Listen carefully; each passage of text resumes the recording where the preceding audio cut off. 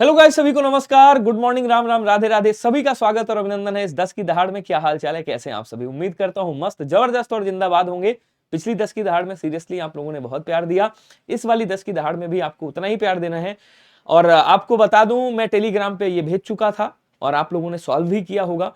और सॉल्व करके आप लोगों ने देखा होगा कि आपका कितना सही हो रहा है। तो वो सारी चीजें आपको देखने वाला हूं, यहाँ पे देखने वाले हैं हम लोग और बढ़िया से इसको डिस्कस करने वाले हैं। एक एक क्वेश्चन का पोस्टमार्टम करने वाले हैं। तो सभी लोग सबसे पहले एक बार क्लास को शेयर कर दीजिएगा, बढ़िया से सभी लोग जोरदार वाला शेयर मारिएगा और सबको बताइएगा कि 10 की दहाड़ का सॉल्यूशन स्टार्ट हो चुका है।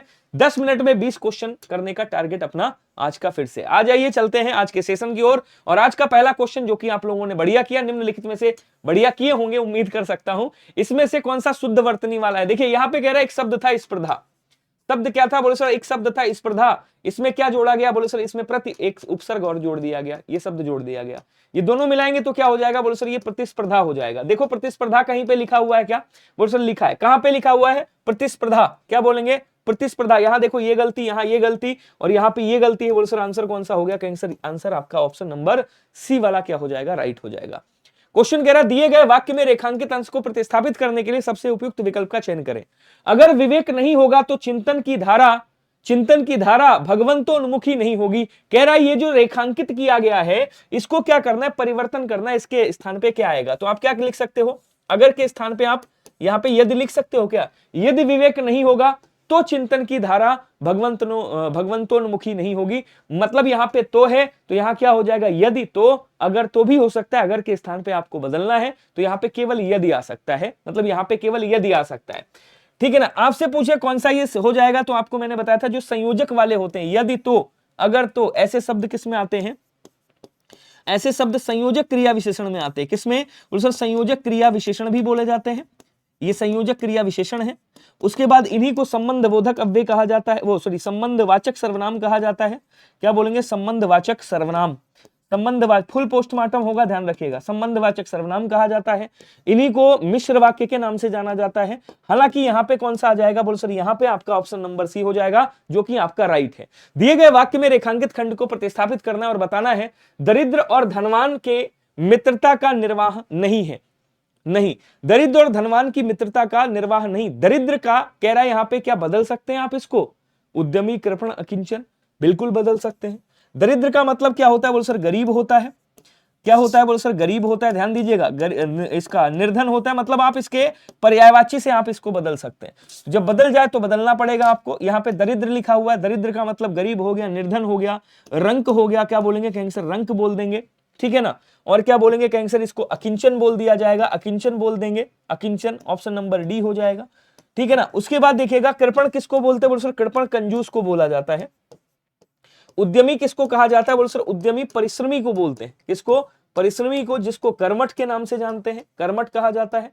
कर्मठ, जिसको मेहनती कहा जाता है, मेहनती कह सकते हो, ठीक है ना। ये उद्यमी का पर्यायवाची हो गया। तो दरिद्र का पर्यायवाची अकिंचन है। अकिंचन से आपने क्या किया? इसको बदल दिया। क्लियर? एक बार सेशन को शेयर करिएगा।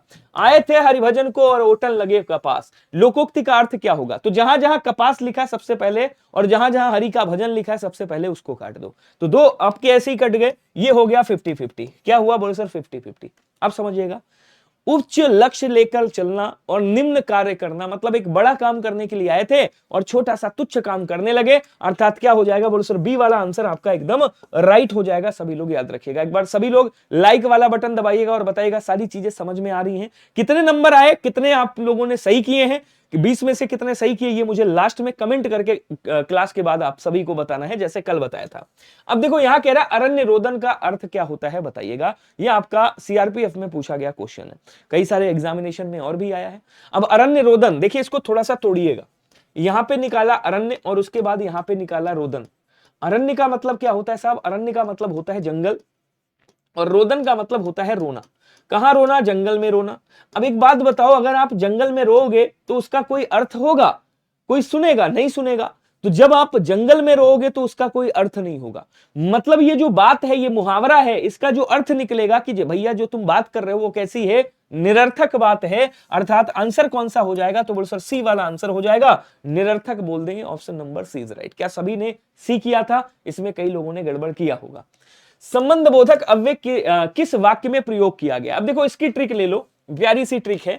मैंने आपसे क्या बताया था कि कभी भी संज्ञा संज्ञा के बीच में क्या बोलेंगे, संज्ञा संज्ञा के बीच में या फिर सर्वनाम सर्वनाम के बीच में कोई क्या आ जाता है, अव्यय आ जाता है, कोई अव्यय आ जाता है। किसके बीच में, संज्ञा या संज्ञा के बीच में, सर्वनाम या सर्वनाम के बीच में। ये अव्यय क्या कहलाता है, बोलो सर ये अव्यय संबंध बोधक अव्यय कहलाता है, पहली बात। दूसरी बात, आपको ऐसे शब्द मिलेंगे के साथ, के बाद, ऐसे शब्द मिलेंगे के साथ, के बाद, ठीक है ना, के पहले या से पहले, के पहले या ऐसे मिल जाएंगे से पहले। ये क्या हो जाते हैं, बोलो सर ये शब्द आपके संबंधवाचक हो जाते हैं। अब देखो यहां कह रहा है जहां तक संभव हो वहां तक प्रयास करो। इसमें दो क्रिया विशेषण है, एक कौन सा, इसमें मतलब दो वो चीज है, एक कौन सा, एक तो इसको आप बोलोगे समुच्चय बोधक है। क्या बोलोगे, एक तो आप इसको बोलोगे समुच्चय बोधक अव्यय है। क्यों समुच्चय बोधक अव्यय है, क्योंकि जहां तहां, जहां तक, जहां वहां, सॉरी जहां वहां की बात कर रहा है समुच्चय बोधक अव्यय। दूसरा समझिएगा, यहीं पे आपका संयोजक क्रिया विशेषण है। ये सारी चीजें मैं डिटेल में बताता हूं, इसीलिए बच्चा कहता था सर आप मत पढ़ाया करिए, महाराष्ट्र, वेस्ट बंगाल, कर्नाटका वाले बच्चे स्कोर कर रहे हैं। संयोजक क्रिया विशेषण बोलते हैं इसको, ठीक है ना, संयोजक क्रिया विशेषण। अच्छा साहब, अब देखिए इसी को क्या कहा जाता है, संयोजक क्रिया विशेषण, इसी को समुच्चय बोधक अव्यय। कह रहा आज गर्मी है, गर्मी की विशेषता क्या है, आज है, मतलब ये क्रिया हो रही है, तो यहाँ पे क्या हो जाएगा, यहाँ पे आपका कालवाचक क्रिया विशेषण होगा। आज की बात कर रहा है ना, आज समय है, ये क्या है, कालवाचक क्रिया विशेषण होगा। ध्यान दीजिएगा, अगर 2-4 मिनट फालतू हो रहा है तो कोई दिक्कत नहीं है। कह रहा जब आप आएंगे तब मैं जाऊंगा, तो यहां कह रहा जब और उसके बाद कह रहा तब, ये भी क्या हो गया, बोलो सर ये भी आपका यही वाली कंडीशन हो गई। अब देखो यहां मुंबई क्या है भाई, मुंबई संज्ञा है, बोलो हाँ, और दिल्ली क्या है, बोलो सर दिल्ली भी संज्ञा है। अब इन दोनों के बीच में कौन सा अव्यय आ रहा है, बोलो सर की अपेक्षा, ये क्या हो गया, अव्यय हो गया। तो ये कौन सा अव्यय है मेरे दोस्त, बोलो सर इसी को संबंध बोधक अव्यय कहा जाता है। अगर नहीं समझ आया तो दोबारा से समझ लीजिएगा। ये संज्ञा है, ये संज्ञा है, संज्ञा के बीच में ये आ गया, ये क्या हो गया, बोलो सर ये संबंध बोधक अव्यय हो गया। बोलो क्लियर हुआ, स्क्रीनशॉट ले लेना, वरना अगर कहोगे तो मैं इसकी भी पीडीएफ आपको देने लगूंगा। अगर आप कहोगे तो मैं इसकी भी पीडीएफ आपको देने लगूंगा, ठीक है ना, इतना मैं ईमानदार हूं आप लोगों के लिए। रीतिवाचक क्रिया विशेषण क्या होता है, जहां पे क्रिया के होने का तरीका और ढंग बताए, ढंग बताए, वहां रीतिवाचक क्रिया विशेषण होता है। अब देखो कह रहा अत्यंत थक गया है या अत्यंत चला, अत्यंत चल रहा है, चल रहा है। तो आपने पूछा भैया कितना चल रहा है, आपने कहा अत्यंत, मतलब ये चलने की नापतोल बता रहा है। तो ये क्या हो गया, बोलो सर इसको परिमाणवाचक क्रिया विशेषण कहेंगे। क्या कहेंगे, ये आपका हो गया परिमाणवाचक क्रिया विशेषण। ध्यान से समझिएगा, परिमाणवाचक क्रिया विशेषण हो गया। क्लियर हो रहा है सभी को या नहीं हो रहा है बताइएगा। अच्छा आजकल ये क्या बता रहा है भैया, समय बता रहा है। तो जहां पे समय बताता है वहां क्या होता है, बोल सर वहां पे कालवाचक क्रिया विशेषण होता है। कौन सा, कालवाचक क्रिया विशेषण होता है, ध्यान से समझिएगा। उसके बाद कह रहा है बाहर अंदर, ये क्या बता रहा है भैया, स्थान बता रहा है। तो जहां पे स्थान बताए वहां क्या होता है, कहेंगे सर वहां पे स्थानवाचक क्रिया विशेषण होता है। बोलो हाँ या ना, बोलो हाँ या ना, समझ पा रहे हो नहीं समझ पा रहे हो। कह रहा है भैया, कह रहा है उसके बाद कदाचित राम आएगा, तो आएगा कदाचित क्या हो गया, बोलो सर कदाचित ये आपका रीतिवाचक क्रिया विशेषण हो गया। सी वाला आंसर हो गया। एसएससी जीडी में इस तरह के क्वेश्चन खूब छपने वाले हैं, एकदम तैयार हो जाइएगा। चलिए स्पीड बढ़ाते हैं। नीचे दिए गए वाक्यांश के लिए एक शब्द दिएंगे, जिसका मन व ध्यान दूसरी तरफ लगा हो उसे क्या कहा जाता है। तो जिसका मन और ध्यान दूसरी तरफ लगा हो उसको अन्य मनस्क के नाम से जाना जाता है। ऑप्शन नंबर बी वाला आपका क्या हो जाएगा, राइट हो जाएगा। आगे बढ़ेंगे, मैंने राजू को पीटा था। अब देखो ये क्या है, बोलो सर ये क्रिया है, और क्रिया के बाद मैंने क्या बताया, केवल क्रिया के बाद मैंने बताया था लगा हो, थी लगा हो या थे लगा हो। हमेशा क्या होता है कि आंसर हमेशा आपका पूर्ण भूत होता है, याद रखिएगा। सामान्य भूत में केवल क्रिया होगी, क्रिया के बाद कोई भी सहायक क्रिया वगैरह नहीं लगी होगी, ठीक है ना। ये क्या हो जाएगा, बोलो सर ये पूर्ण आपका सामान्य भूतकाल। क्रिया के ठीक बाद क्या लगा होगा, बोलो सर क्रिया के ठीक बाद है लगा होगा, है लगा होगा या फिर हूं लगा होगा, ठीक है ना। तो मैंने राजू को पीटा है, ये आसन्न हो गया। अपूर्ण भूतकाल में ऐसे होगा, रहा था, क्या बोलेंगे, रहा था, रही थी, आज कैलकुलेशन वाला ज्यादा है, रहे थे, रहे थे ऐसे मिल जाएंगे, या फिर मिल जाएगा ता था, ती थी, ठीक है ना, या फिर मिल जाएगा ते थे, ऐसे मिल जाएगा। ओके आगे बढ़ेंगे। दिए गए शब्द का विलोम बताएंगे। विपुल का विलोम क्या होता है, विपुल का मतलब होता है भरपूर, प्रचुर जिसको बोलते हैं। अब देखिए विपुल का मतलब आप अत्यधिक भी कर सकते हो, अत्यधिक इसका अर्थ होता है अत्यधिक, मतलब बहुत। विपुल का मतलब बहुत हो गया, तो यहां पे इसका जो विलोम बनेगा वो स्वल्प बन जाएगा। स्वल्प का मतलब क्या होता है, बहुत कम, अत्यल्प जिसको बोलते हैं। स्वल्प मतलब अत्यल्प, बहुत कम कह सकते हैं। तो यहां पे सी वाला आंसर क्या हो जाएगा, बोलो सर सही हो जाएगा। क्लियर। कह रहा निम्नलिखित में से शुद्ध वर्तनी बताएंगे कौन सी है। अब देखिए दो शब्द वर्तनी आपको याद रखनी है। अगर कभी पूछे प्रदर्शनी कैसे लिखेंगे तो बोलो सर ऐसे लिखेंगे, ठीक है। लेकिन ओ सॉरी गलत लिख दिया मैंने, प्रदर्शनी कैसे लिखेंगे तो बोलो सर प्रदर्शनी ऐसे लिखेंगे, ऐसे। लेकिन अगर कभी भी आपसे पूछे प्रिय दर्शनी, देखो जब प्रिय लग गया तो दर्शनी लिखेंगे। फिर प्रिय दर्शनी मतलब जो देखने में प्रिय लगे, और प्रदर्शनी मतलब आपका अलग हो गया देखने वाली वस्तु। तो यहां पे क्या बोलेंगे, कहेंगे सर यहां पे प्रिय दर्शनी लिखा हुआ है, तो फिर कौन सा सही हो जाएगा, बोलो सर ऑप्शन नंबर सी सही हो जाएगा। इसमें मुझे लगता है हो सकता है कई लोगों ने गड़बड़ किया हो, लेकिन ये गड़बड़ करने वाला है नहीं, है बहुत आसान, समझ गए। चलिए, दिए गए वाक्य के रेखांकित खंड को प्रतिस्थापित करने के लिए सबसे उपयुक्त विकल्प का चयन करेंगे। कह रहा रात्रि में भौरा कमल की पंखुड़ियों में बंद है। अब यहां पे भौरे का पर्यायवाची आप लिख सकते हो। भौरे को क्या कहा जाता है, बोलो सर षटपद कहा जाता है, भ्रमर बोला जाता है, भ्रमर बोल देंगे। इसको चंचरीक भी कहा जाता है, देखो लिखा तो नहीं है कहीं पे। इसको भृंग भी बोला जाता है, क्या बोलेंगे, कहेंगे सर भृंग भी कहा जाता है। इसको अली के नाम से भी जाना जाता है, ध्यान रखिएगा। इसको सिलीमुख के नाम से भी जाना जाता है, क्या बोलेंगे, सिलीमुख भी कहा जाता है इसको। इसको मिलिंद के नाम से भी जाना जाता है, मिलिंद बोल देते हैं। तो देखो मिलिंद तो नहीं लिखा है, मधुप कह देते हैं इसको, मधुप, मधुकर भी कह देते हैं। इसमें से देखो कोई एक शब्द आया होगा, क्या आया है, बोल सर ये आया है चंचरीक, ऑप्शन नंबर सी हो जाएगा। किंकर किसको बोलते हैं, नौकर को, ठीक है। जलद किसे कहा जाता है, बादल को, बादल को। और पद्म किसे कहा जाता है, बोलो सर कमल को कहा जाता है, याद रखिएगा। एक बार बोलेंगे, सभी को समझ आया, क्या सभी ने आंसर यही किया था। क्वेश्चन कह रहा है कि नीचे दिए गए वाक्य में रिक्त स्थान भरने के लिए सबसे उपयुक्त शब्द का चयन करेंगे और बताएंगे धर्म पर डैश का लांछन लगाकर वैज्ञानिक अपने सत्यान्वेषी होने का गुणगान करते हैं। सभी लोग मुझे कमेंट करके बताइएगा, सभी जितने लोग भी हैं, आप लोगों ने क्या कमेंट किया था। जल्दी जल्दी कमेंट करेंगे सभी लोग, आप लोगों ने इसमें क्या कमेंट किया था, बस मुझे यह बता दीजिएगा, ठीक है। चलिए बताइएगा, सभी कमेंट करेंगे बढ़िया से। तो क्या कहेंगे, धर्म पर किसका लांछन लगा के, बोले सर धर्म पर कर्मठता का, अंधविश्वास का, मर्यादा का या विश्वास का। तो बोले सर धर्म पर अंधविश्वास का, क्या बोल देंगे, कहेंगे सर धर्म पर अंधविश्वास का लांछन लगाकर वैज्ञानिक अपने सत्यान्वेषी होने का गुणगान करते हैं। तो यहां पे आंसर क्या हो जाएगा, बोलो सर आंसर ए हो जाएगा। अगला कह रहा है उपकार के प्रति किया गया उपकार क्या कहलाता है। तो उपकार के प्रति किया गया उपकार प्रत्युपकार कहलाता है, याद रखिएगा। ऑप्शन नंबर क्या हो जाएगा, बोलो सर ऑप्शन नंबर बी हो जाएगा। निराकार का मतलब होता है जिसका कोई आकार ना हो, जिसका कोई आकार ना हो, आकार ना हो उसे निराकार कहा जाता है।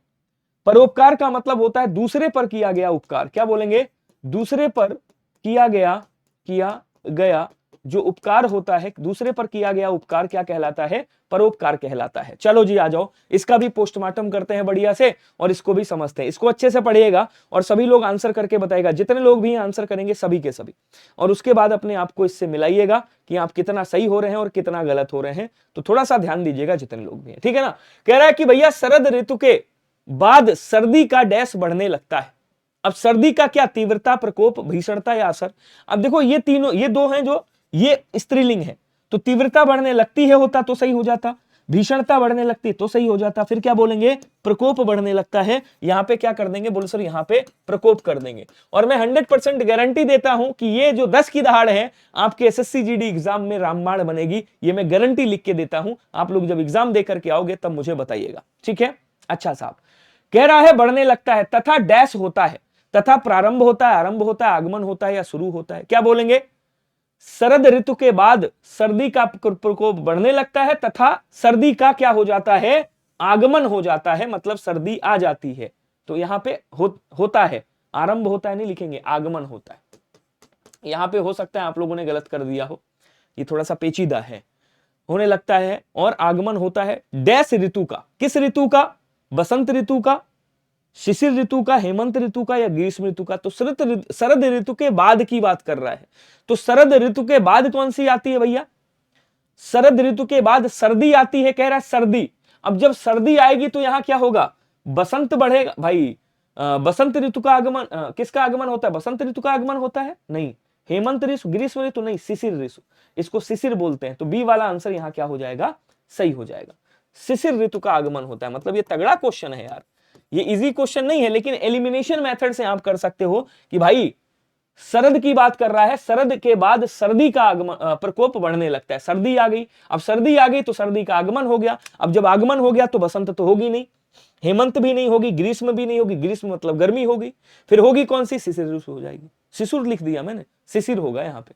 क्या होगा? बोले सर शिशिर हो जाएगा। ठीक है, तो इसमें आप लोगों को भी टाइम लगा होगा। सूर्य दक्षिणायन की ओर अपनी यात्रा आरंभ कर देता है। वायु में ठंड बढ़ जाती है जिससे लोग डैश लगते हैं। अब ठंड से क्या कांपते हैं, हिलने लगते हैं, तड़पने या ठिठुरने लगते हैं। कहीं ठंडक में ठिठुरते हैं तो क्या बोलेंगे? ठिठुरने लगते हैं। यहां पे क्या करिएगा? यहां पे ठिठुरने लिख दीजिएगा, ठिठुरने लगते हैं। अच्छा, यह ऋतु स्वास्थ्य के लिए बहुत डैश है, हानिदायक है, लाभदायक है, अच्छी है या सुखदायक है। तो क्या बोलेंगे? भाई सेहत के लिए बड़ी सुखदायक होती है, इसमें लोग ज्यादा खाते हैं, ऐसा कहा जाता है। मतलब लाभदायक बोलेंगे, सुखदायक नहीं, लाभदायक। क्या बोलेंगे? सेहत के लिए लाभदायक होती है। तो यहां पे क्या कर दीजिएगा? यहां पे बी कर दीजिएगा। तो ये आपका पूरा का पूरा पोस्टमार्टम हो गया। 15 मिनट का समय लग गया, क्षमा चाहता हूं, इसमें समय थोड़ा सा ज्यादा लग गया। तो 10 मिनट की इस 20 की श्रृंखला में कैसा लग रहा है आप लोग मुझे जरूर बताइएगा। डेली ये क्लास होती है 3 PM पे। 3 PM पे आपकी डेली क्लास होती है एसएससी जीडी के लिए। एसएससी जीडी के लिए आपकी डेली क्लास होती है हिंदी की, ध्यान रखिएगा, हिंदी की क्लास होती है डेली। तो आप लोग इसको देखना बिल्कुल भी मत भूलिएगा, ज्यादा से ज्यादा शेयर करिएगा और मुझे कमेंट बॉक्स में ये जरूर लिख करके बताइएगा। मैं डेली कमेंट देखता हूं, जब समय होता है तो रिप्लाई भी करता हूं और डेली कमेंट देखता हूं। मुझे भी लगता है कि हाँ यार, और देखिए कमेंट से क्या होता है, मुझे ये पता चलता है आप लोगों के लिए और कितना करना है। तो जब आप मोटिवेट करते हो तो मैं और मोटिवेट होता हूं, तो आपके लिए और मेहनत करने का मन करता है। तो कमेंट जरूर करिएगा। समझ लीजिए आप पेट्रोल डाल रहे हो मेरी जो है गाड़ी में कि मैं अच्छे से और ज्यादा लंबे समय तक चल पाऊं। तो कमेंट करके बताइएगा कितने नंबर आपको मिल रहे हैं और कहां से आप बिलोंग कर रहे हैं। Okay, so thank you so much सभी को। Bye bye, tata, take care. सभी लोग जोरदार शेयर मारिएगा, इसको खूब शेयर करिएगा और अपना प्यार जरूर दीजिएगा मुझे। Thank you so much, bye bye सभी को, जय हिंद।